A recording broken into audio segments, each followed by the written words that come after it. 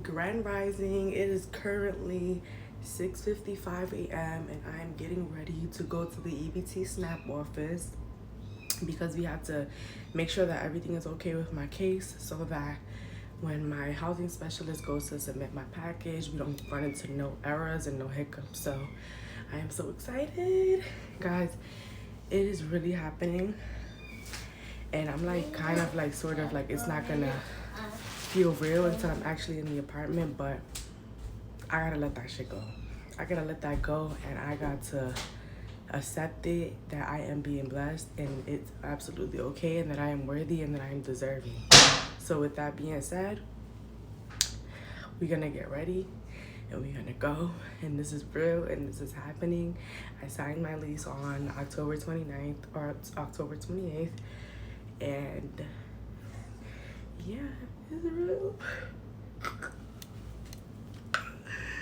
Yo, oh my god, I already been planning my decor. I already been planning everything, and I'm so excited to show y'all because I'm gonna show y'all the process of me decorating my apartment and everything, because I want it to be a certain way, and it's going to be that way, period. So yeah, signed the lease. Now we're just going to we're going to the EBT to just make sure everything is in order so no errors happen. And once the package is submitted, we're waiting for them to process it, and once it's processed, all of this is supposed to happen. Today is currently November 13th. Okay, today is November 13th. So January 1st is my lease start. So let's see how this is gonna go, and by the grace of God, this will go smooth and easily. My affirmation is that anything that has to do with my housing flows with ease and divine timing. Anything that has to do with anything in my life flows with ease and divine timing and peace. And everything is falling into place. My apartment is already mine in the spirit, and now the physical world is catching up. Ashe, amen.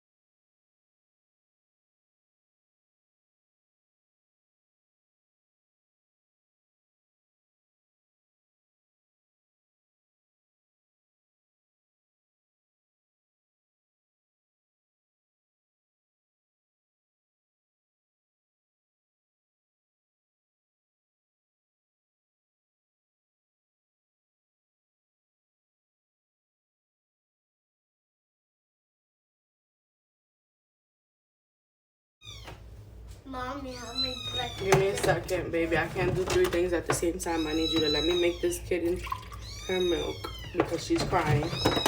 You could wait, right? Or you want to keep hearing her cry? You want to keep hearing her cry? No. Okay, so let me do her stuff first. Wait, what, baby? Yep, she's a baby. I get older when we'll be 10. So this is what she's getting. She's getting KMR formula. She is pissed off right now.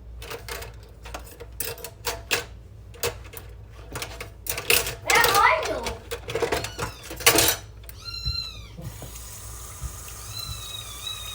Relax, mama. Just come in. I'm sorry. That's the thing about having a kitten. It's just literally just like having a baby. She wakes me up every 4 hours. She wakes me up every 3 hours. I've been waking up at 4 o'clock in the morning every day. And it's a test. It's a responsibility, okay? She was cute. It was cute. But now it's responsibilities. Responsibilities. But it gave me a realization that she's literally just a reflection of my inner child. And like the other day I started crying because I started crying, and I'm just like, am I really ready for this? Like, am I gonna be able to give her the care and attention that she needs? And I was crying because I didn't feel worthy. I didn't feel deserving. So I was just sad, and I'm like, maybe I should just give her away, maybe. And she was pooping everywhere, and like she threw up, and it was just so much. So I was just overwhelmed in that moment, and it made me realize that with everything that was going on in my life recently, she's just a reflection of my inner child, and sometimes I do neglect her. Sometimes I feel like, am I worthy of taking care of her? Am I worthy of loving her? Is she worthy of love? And you know, we all experience that as a child, like, especially if we come from troubled trauma households. So it was a lot. Like, I was really bawling and just crying my eyes out because I was like, I want to be able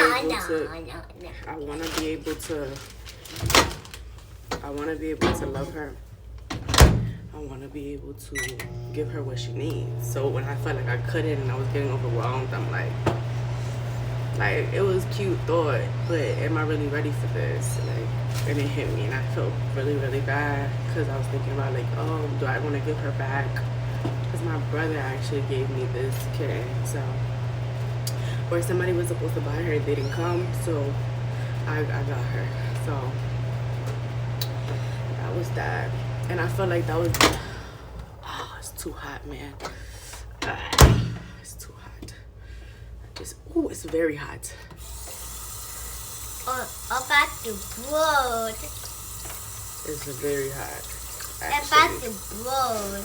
But yeah, it was a lot to come. And I'm gonna make a separate video on having a kitty and like the spiritual things that it brought up for me.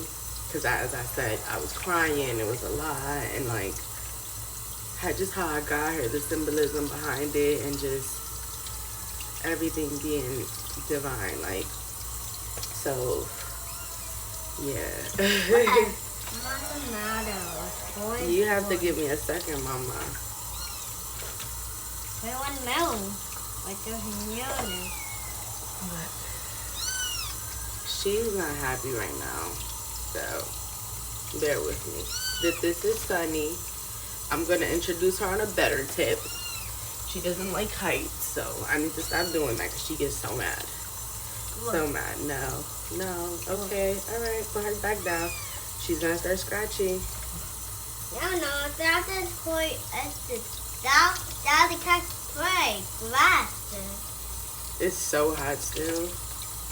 Literally, she got me over here testing the milk on my hand like I used to do to Jelani, so it's triggering a lot for me. It's triggering a lot, and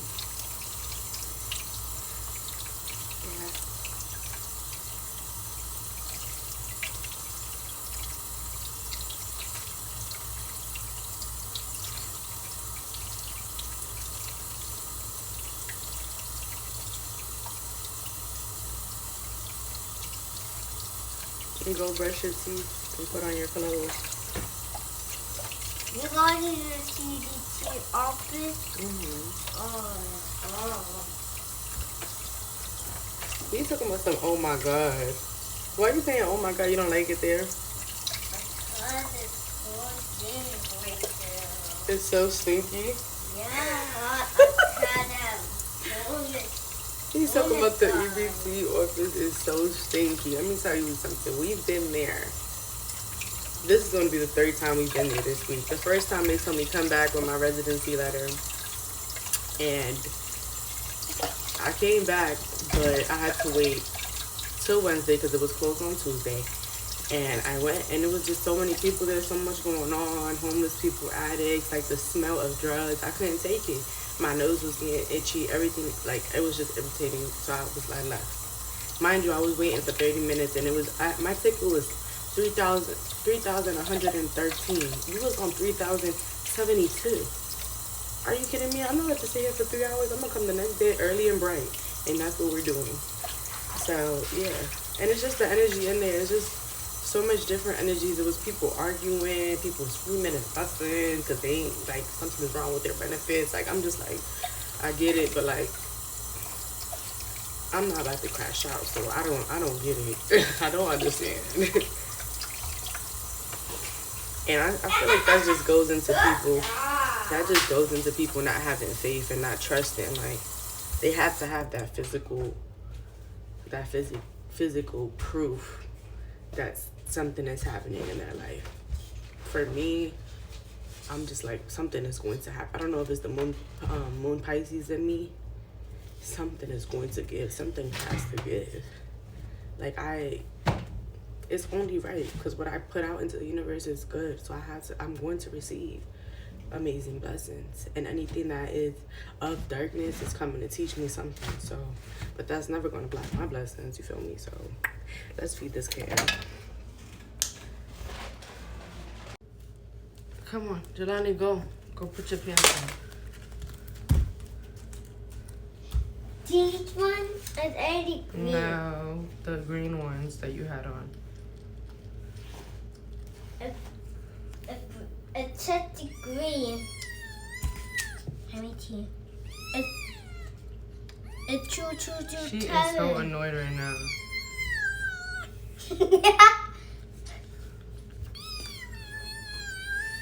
I think.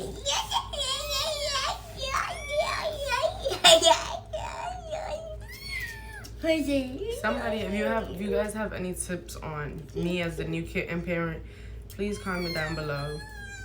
Please, because I need all the help I can get.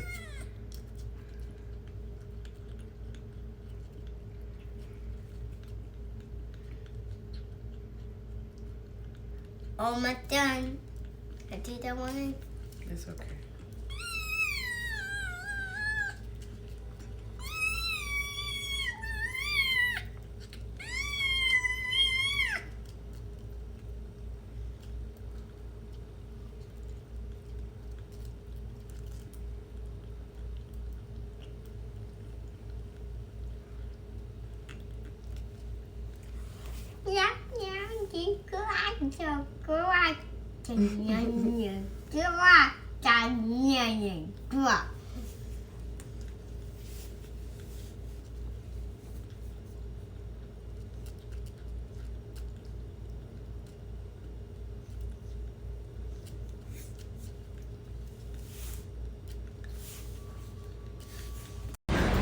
So we're on our way to this dang snap center, and this walk is killing me right now.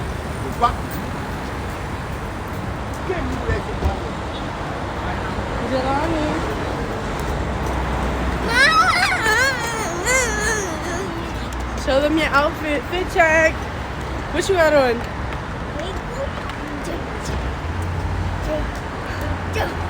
Hey, you look fly.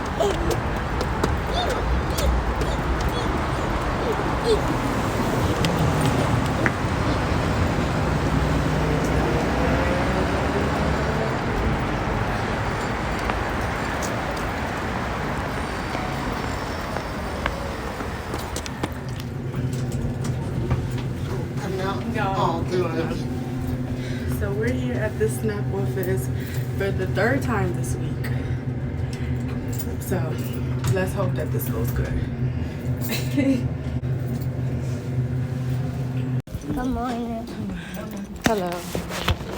I'm here to ask a question about my cash assistance case.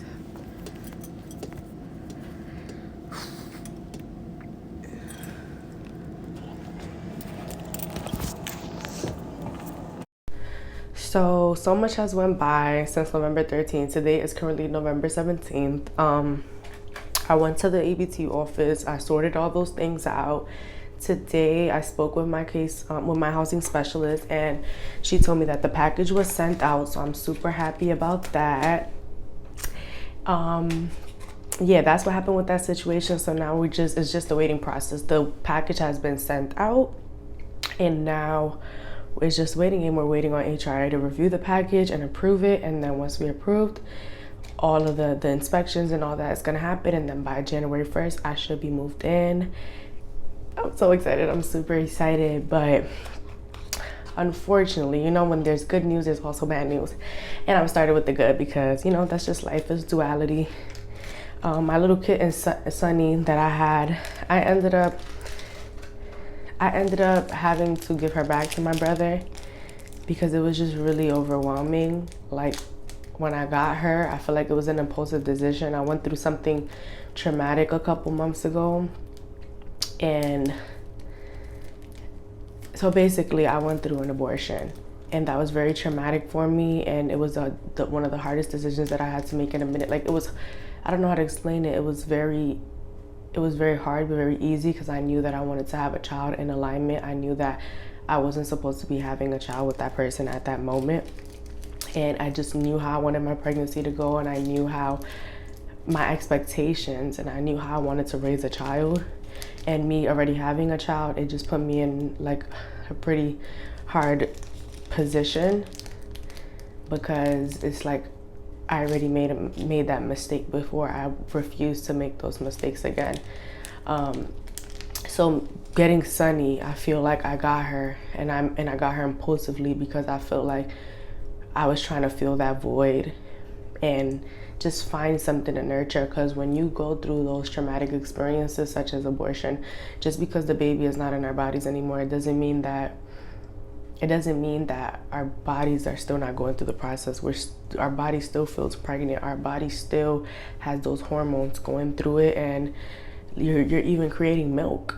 It's really crazy. So yeah, I got her, and I realized, like I told you guys before, like I was crying the first day I got her, because she was on my chest, and I just realized, I was thinking in those moments that God sent her to heal me. And I always knew, like, I didn't know how long I was gonna have her, but I knew, like, God sent her to heal me, and it's 11:11 right now. Yeah, God sent her to heal that part of me, and in a way, I was also using her to avoid that pain and to fill that emptiness that I felt for that baby that I had to terminate. So, yeah, it was a really sad thing. Like, I really feel bad, and I feel like I abandoned her, but I didn't have the capacity. I don't have the capacity to care and nurture, and that's why it brings up all these emotions, because it took me back to why I didn't have that child. The same reason I didn't have the capacity to love her, to nurture her. I didn't have the capacity to do that at that moment, in these moments right now. My mind is just everywhere. I'm trying to ground myself. I'm trying to get myself together, get back in routine. I already have my son, and it's already a lot for me to juggle him, loving me, working, trying to, do all these things. So I just felt like it was a lot of work, and it made me feel a little unworthy and undeserving. Like, but of course, I reaffirm myself every day. But it genuinely makes me sad. But now that she has a home, I feel a little bit better. I hope that she's being loved and cared for. But it all just, having Sunny just reminded me that I'm still healing from that. Like, it's easy for us to go through those things, and then a couple months later just act like it didn't happen. Like, and I had a procedure before, and it was different because I wasn't as aware. I was a young girl. I'm still a young girl, but I was a very, very young girl. And I wasn't as aware as I am now. I didn't have the knowledge and the spiritual information that I have now. So me going through this procedure this time around, it was very spiritual for me, and I did a lot of reflection, and I'm still doing reflection. And having Sunny for me really brought that up, because I feel like I wanted something to nurture. I wanted something to nurture, and I realized that I cannot keep spreading myself thin. I'm on E. I had to realize I'm on E. I can't keep doing this to myself. I can't keep finding other things to love. I have to love myself. I have to nurture myself. I have to pour into myself. And that's what that situation made me realize, like both of those situations. And her being a baby, it just triggered me so much. It triggered me so much. Yeah. It triggered me. I'm gonna be doing my nails while I talk about this, because then I'm gonna start biting my nails and being all anxious. But it's really something that I feel like needs to be talked about. And honestly, I turned on this camera. I didn't write a script. I didn't do none of that. I said, fuck it. I'm gonna get on here and I'm gonna just speak, and I'm gonna just allow spirit to take over, and allow spirit to move through me and speak whatever needs to be shared. I knew I was going to talk about this abortion, but I didn't know how it was going to come up. And honestly, it's still something that I'm healing from, but I feel like this is a part of my healing. This is a part of me moving through that situation, me sharing it with the world, just putting it out there and allowing it to be transmuted. And I know that there's another woman out there that's going through something similar, but it really wasn't easy for me. And I knew I had to lay in the bed that I made. I made decisions as a grown woman, and I laid down unprotected, and those things happened. So, and now moving forward, of course, you know, I'm gonna learn from those mistakes. And it really made me realize. It made me realize exactly what I want in a man, what I want in my children's father, like what I want for myself, the love that I want to pour into myself, most importantly. I knew that, like I said, if I have this baby, I'm going to go through a major transformation. And if I don't, I'm going to go through a major transformation either way. So either way, whatever decision I made, I knew that I was going to come out a different woman, and I was going to come out with more wisdom. And I feel like that's exactly what happened. And I just knew I couldn't go through it. I just knew it. And I feel like me having Sunny reminded me of why, and not in a shameful way, more so in a way like spirit reminding me, you made this decision not to take on more things, not to take on more people to love and try to nurture, to avoid the self-healing work that you have to do within yourself. You made that decision so that you could go within and that you can heal and grow, because you knew you couldn't bring another child into this world with the healing work that you have to do.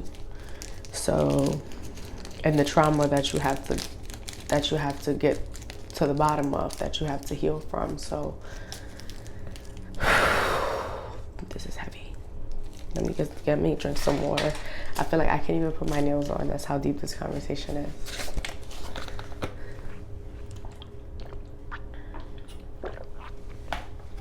But yeah, it's just things that I'm working through. And being here in the shelter, I'm telling you, I've been here for I got the first shelter that I ever went to in the Bronx was June 27th of 2024. So I've been here. I've been at the shelter for how many months?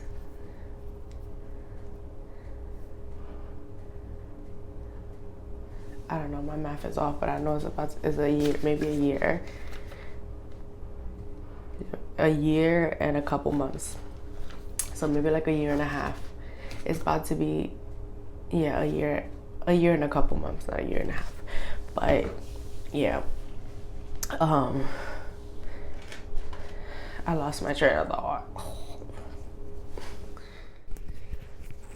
Okay, I got my train of thought back, y'all. So just being in the shelter, being here for a year and some change, like getting discharged, having to come back because I realized I wasn't going to put myself back in those toxic environments, having to go through this procedure that was traumatic, like all of these things that are happening, plus my blessing that's coming my way of me signing my lease, me sending this my housing specialist sending this package out, like all of these things happening simultaneously at the same time is all a part of the evolution, is all a part of the growth, it's all a part of just moving through that dark tunnel to get to that light. And there's always going to be something to work on, there's always going to be something to better on, and it's just about being present, even in those moments that are traumatic, even in those moments that are sometimes sad, like having to give her away and having to give Sunny away. It wasn't an easy decision either, like, and and just goes hand in hand. Like, it wasn't an easy decision, but I know the things that I have to do for myself, and I feel like in this season of my life, I'm learning to have those boundaries, even if it's a little painful, even if somebody or something has to get told no. I know the level of capacity that I have at the moment, what I have to give, and now it's about honoring those things. If I don't have it to give right now, I can't do it. I feel like no is about to become my favorite word, and that's okay. It's absolutely okay for you to say no to things. It's okay for you to change your mind. It's okay for you to not have the energy to do something. Not do something, but not have. It's okay to know and be aware of your body and what your body is telling you. Are you able to do this? Are you not? If there's other things that are more important that you need to save that energy for. And in this case, I had to save my energy, and I have to honor myself so that I can take care of myself. I don't have that to give right now. Everything that I have, I need to be pouring into me, into my routines, into my healing, and into my son. So it wasn't easy. It didn't feel good, but subconsciously, I know that what I'm doing is for the betterment of myself, because it just got so overwhelming. It just got super overwhelming, and I'm just like, I can't do it. I can't do it. And it's okay. Like, it makes me sometimes feel like maybe I'm a failure. Like, oh, I wasn't able to take care of her. You don't have it in you. But the other side to the coin is, I'm so proud of you because you did what you had to do for yourself. You knew intuitively that right now she came in your life to teach you something. Even if that was for a day, a week, or two, she came to teach you something, and now it's time to say goodbye. Like, it taught me that about letting go so that I can be able to give myself the needs so that I can meet my needs. Those are the words, because I almost got it. So that I can meet my own needs. I can't spread myself thin, giving my energy to everything else around me and not giving it to myself. It also just takes me back to like, sometimes I have to wake up at 6 o'clock in the morning, or like I notice that I have to wake up earlier than my child, because if I don't wake up earlier than my child to take care of myself, do my yoga, my meditation, drink my teas, and get that quiet moment to start my day, and just those slow mornings, if I wake up at the same time as my child, I'm overwhelmed, I'm more agitated. My son wakes up, he starts automatically barging at me, asking me for this, asking me for that, and I get overstimulated pretty quick. So it just goes back to that, like, me learning and knowing what level my tank is at the moment, what are my top priorities, and what I can't take on, and me honoring that, and me just being at peace with those decisions, being at peace with it. That was so much, and I'm so happy. I'm so proud of myself, because it actually feels good. It actually feels good to sit here and just talk. Because, as a Virgo, if you know, you know, we like to plan everything. We like to script everything out. We like to make sure everything is nice and tidy. And today, I kind of did something like that, because I got in the shower. I did my hair and stuff like that. So, I kind of did it, but not like I would before, because I would be like, oh, I'll just wait for tomorrow to do it, and then end up not doing it. So this time I just said, fuck it. Didn't script anything, just sat down, and I feel good about it. I feel good, and I kind of don't even want to stop. But I already know that I've been venting a lot, and I really hope that somebody gets something out of this. Stop giving on an empty tank. Stop spreading yourself thin. Stop choosing everybody else. Stop avoiding your inner work and trying to burn yourself out, giving and giving and giving and giving.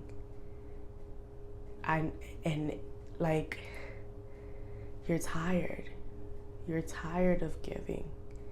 Once you sit down and give to yourself, it's gonna feel so good Because every time I wake up and I choose myself, I'm like, girl, why you didn't been doing this? You need to do this every day. And that's that resistance energy. It's always going to be there. It's about having a strong mind and being consistent and moving forward and doing the things that you know that your body is going to thank you for later. Doing the things that you know makes your body feel good, even on those days where you don't feel like doing it. That's what's gonna build those habits. That's what's gonna build that consistency. Like the whole topic of what I just said, honoring what your intuitive nudges, honoring your body and the subtle information that your body is exchanging with you, letting you know what you're ready for, what you're not ready to do right now, what you have to do right now, what are your main things that you need to focus on, and those are the things that you need to be doing. So I'm gonna keep you guys updated on my healing journey, my shelter journey, my moving out journey, just the whole process of everything, because I know that there's somebody out there too that's in the situation, being in a shelter, and they want to know what the process is like moving and how long does it take and all those things. I'll be more than happy to share those things with you guys. Just my journey being here, all the things that I had to go through, because just because I'm here doesn't mean that I don't go through life things, and that my life just pauses and I'm just here waiting. Like, no, I still go through things. I'm still healing. Trauma is still moving through my body and being transmuted, and I want to be able to share those things in hopes that it helps somebody else.